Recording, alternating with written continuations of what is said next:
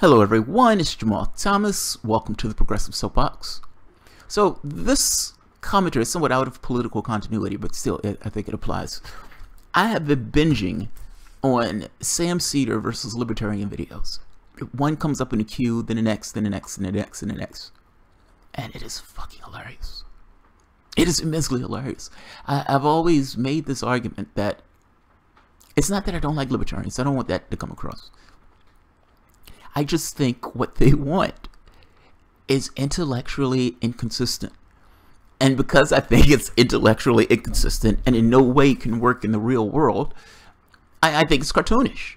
Now, if we're talking about wars and we're talking about civil liberties, we are on the same page. And you will have me cheering on Rand Paul when he's doing the sit-in of the Senate, or when he's giving a speech about us not having wars abroad. It is when you get into the economics and how that stuff plays out into real physical matter universe, and it looks cartoonish. So watching him decapitate libertarians in the way that he has been decapitating libertarians, putting out an open challenge, and just destroying, it's hilarious and it's awesome. It's hilarious and awesome. I've said it before, trifle with Sam at your peril. You may dislike him, and this is kind of what I'm going to get into right now, but disliking somebody is a second thing for whether or not you're going to just jump on that guy on a random day. I would not jump on Sam Seder on a random day unless you had very specific reasons for jumping on Sam Seder on that very specific day. That being said, that conversation, or one of the things in the queue, ended up talking to a lefty, a progressive, a lefty, a socialist lefty, whatever you want to call him, and they get into a different argument. This argument is on Obama and whether or not you should vote third party in that election. Meaning whether or not you should abstain from voting for Obama, even if that means that Obama loses and Mitt Romney takes the nomination. And listening to the conversation, it took a completely different tenor. And it takes a different tenor because that conversation is somewhat different. You're not talking about somebody who's living in a cartoonish universe. You're talking to somebody who actually has a pretty damn good point. The argument against Obama couldn't be challenged. That's the first point. Seder wouldn't touch it. He couldn't touch it. I know people think that just because he was on this camp of voting for Hillary Clinton that the guy's not a lefty. He may be somewhat of a coward in this regard, a political coward. But again, 99%, this idea of what's a lefty is always weird to me. What do you represent? What would you get behind from the standpoint of policy? What do you want the world to look like, etc., etc., etc.? How we approach those things may be different. That doesn't necessarily mean that the person is not a lefty or is not into lefty policies. I disagree with his going with the Hillary camp. And this is kind of my point in this video. Him having the conversation about the third party, and I've heard that conversation take place over and over again, whether it was him and Jimmy Dore, whether it was him and that guy who he was talking to earlier. I watched that in a conversation with Jimmy Dore, and I thought to myself, God damn it, Jimmy, this is not the time to go on that show slightly unprepared. And look, Sam Seder has a specific way of arguing that you start to see when you're watching the show. Ultimately, you're getting pulled into real world phenomena where you need to answer questions. And as you answer those questions, you start to look somewhat foolish if you don't necessarily know the ins and outs of a thing that you're being asked. At a certain point in the conversation has nothing to do with Seder himself. The conversation is Seder essentially being a cross-examiner and going into your world and understanding your particular world and the defects of that particular world. There is no utopia. It doesn't exist. There's always going to be defects and problems with the planet itself. In that conversation, you're not having a conversation with Sam about the problems and the difficulties of his goals and his agendas and the things that he's saying. This kind of reformist thing. You can always change the party. You must always vote for the party. You know, vote for concentration camps if it's one concentration camp less than the other guy. No, he doesn't look at it that way. I mean, those aren't the conversations that usually come up. The conversations usually, at some point, turns to, what is the specific issue that you want to talk about? And let's get into your understanding of that issue, and let's see how your world evolves with the logical consequences of that particular issue. So that's the first point. The second point is, he's wrong.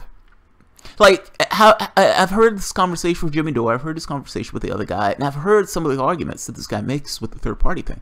And this is somewhat of a moot point. There's no way to call a show on something that's not necessarily in season. I mean, it's not an election season. I will be stalking in the winds for the next election to call up about the third party thing. And again, it's somewhat of a moot point because if Sanders runs, Sanders is getting my vote, he's probably running as a Democrat. But short of that, yeah, I'd be looking to call this show because I think this is a fascinating conversation. And I think this idea of always voting for the Democrat, regardless of what the Democrat does, is a failed strategy. I understand if you look at it from a very specific context. And I would say, look at the debate between him and Dore.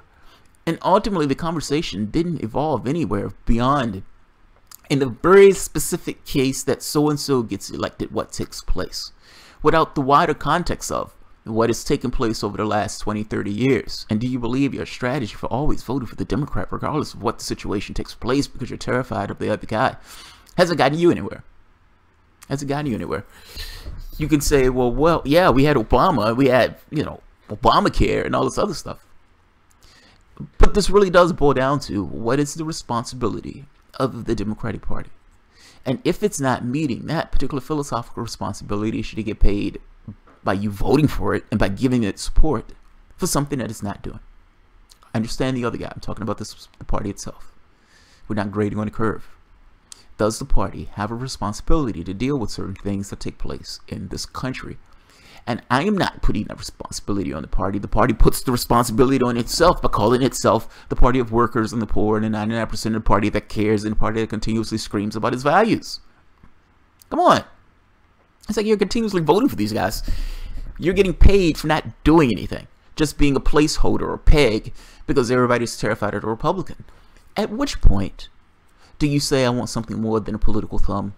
And that's the strategy of Seder and some of these other people who continuously think that voting for a Democrat, regardless of what the Democrat does, is the best case because it's not a Republican. Do you honestly believe that that gets you anywhere? Do you believe in politics for the sake of politics? Or do you believe in politics in order to get shit accomplished? I think that's a fair question. So if you're saying, oh my God, we have climate change, it's going to be catastrophic when they do the tests, they find that it's worse than what we thought it was. And you have Hillary Clinton running for fucking fracking all across the world. I mean, come on. It's like the shit doesn't... You have something that's supposed to be a catastrophic issue. You're going to hit a... I've always used an analogy. There's an asteroid that's about to hit the planet. One person says, I believe that the asteroid is about to hit the planet, but I'm not going to do anything about that asteroid hitting the planet. Or I may do half-tepid measures, providing they don't inflict with business interests. There's an asteroid that's about to hit the planet, and you're telling me about business interests. What the fuck are you doing? Either you believe this asteroid that's going to hit the planet or not. Now, if you're telling me that you believe in that asteroid, but you don't believe in doing anything about that asteroid, what am I supposed to think about you?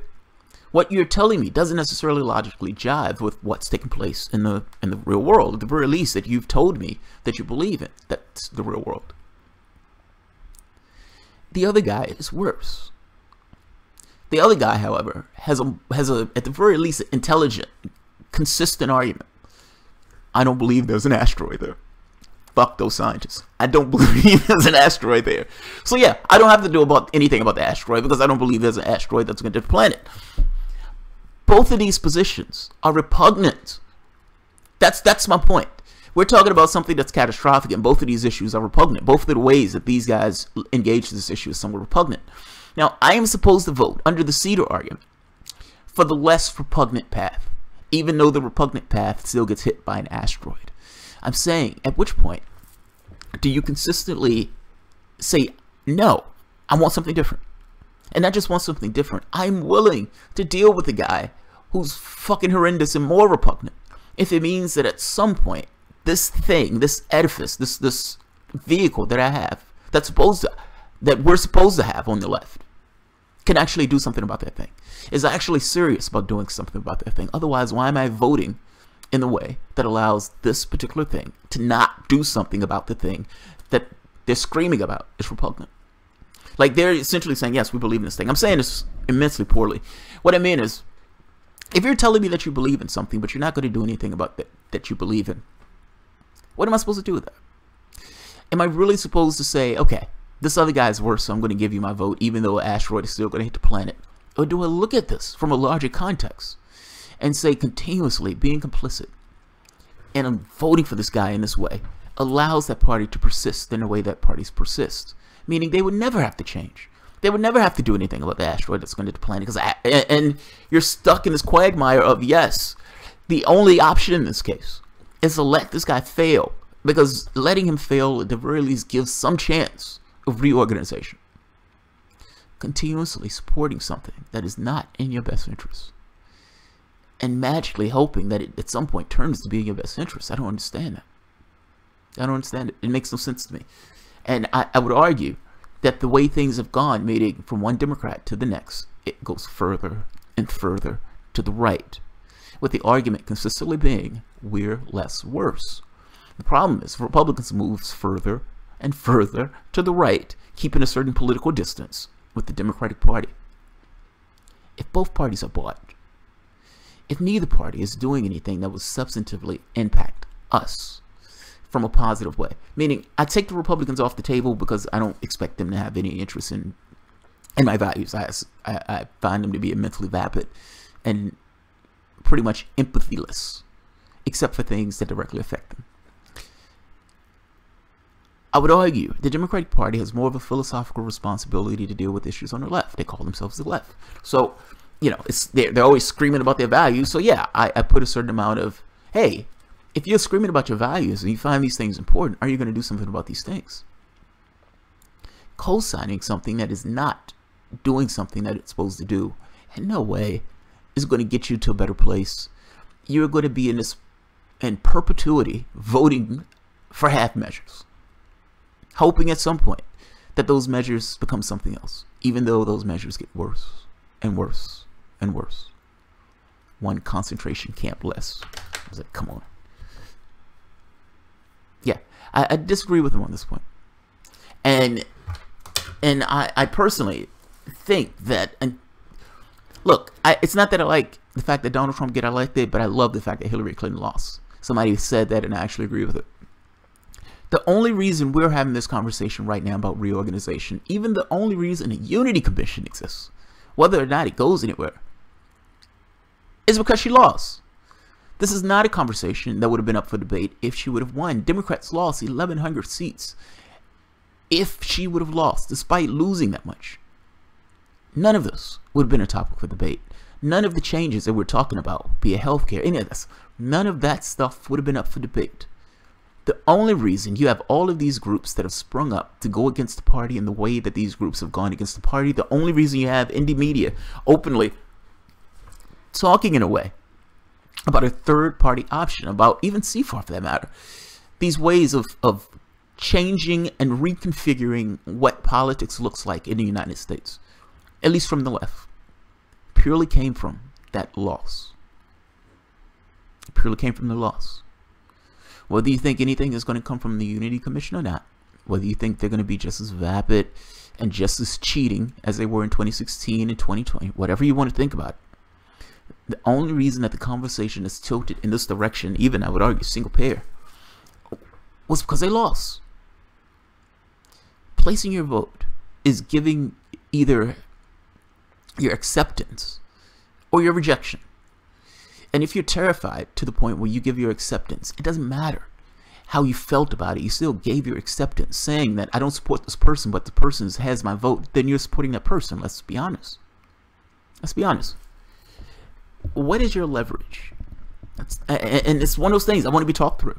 Hillary Clinton wins in 2020. Hillary Clinton passes the TPP. Hillary Clinton puts troops in Syria. Hillary Clinton, let's say, even socializes Medicare. Fuck it. Let's go all out. 2020, Ted Cruz is on the other end of that ballot box. What takes place? She's done all of these things that lefties absolutely hate, but what is the conversation going to be? What is Sam going to say? Sam's argument is going to be, Ted Cruz is fucking horrible. I mean, come on. How are you going to vote for a third party with Ted Cruz being that disgusting in that office? I suspect that you could have went back 20, 30 years and you would have heard Sam Seder make the same argument regardless of who was across from the other person. The situation getting progressively worse. I know she did all these nasty things, but come on, Ted Cruz is disgusting. 2024, same argument. 2030, same argument. 2028, sorry, same argument. 32, same argument. It's gonna be 90 years old in a radio station saying the same argument. I understand the water level is up X amount, but come on, this Democrat is a little bit better than this Republican.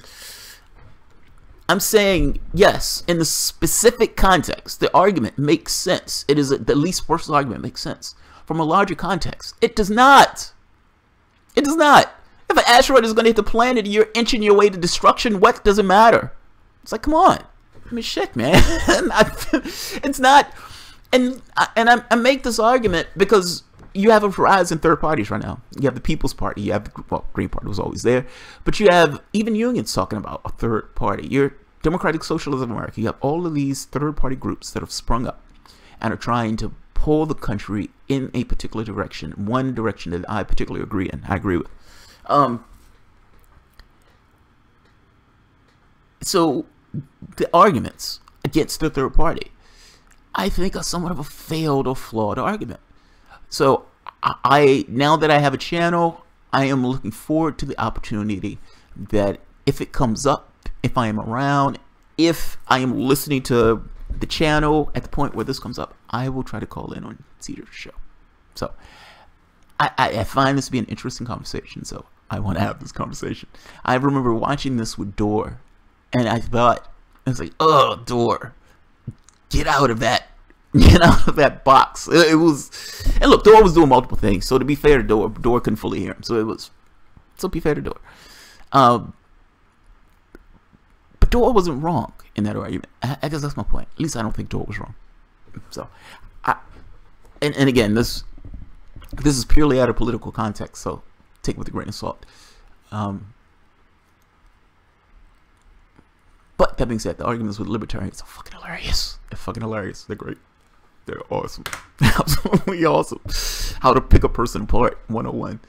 So yeah. Alright guys, I'm going to end this here. If you enjoy the content, feel free to share, like, subscribe, and of course, you can always support the Patreon. Thanks guys.